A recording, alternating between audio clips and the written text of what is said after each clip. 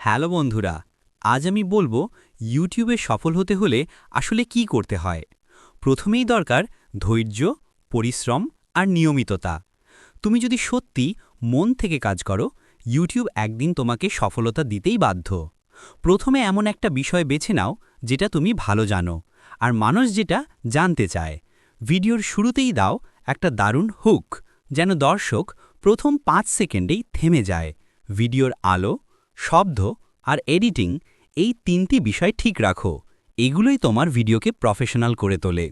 আর হ্যাঁ, title, thumbnail আর description এসব ঠিকভাবে বানাও। এগুলো ভিউ বাড়ানোর প্রধান চাবিকাঠি। দর্শকের কমেন্টে রিপ্লাই দাও, তাদের সঙ্গে সম্পর্ক গড়ে তোলো। সবচেয়ে গুরুত্বপূর্ণ, অন্যের কন্টেন্ট কপি করো না, নিজের আইডিয়ায় কিছু নতুন বানাও।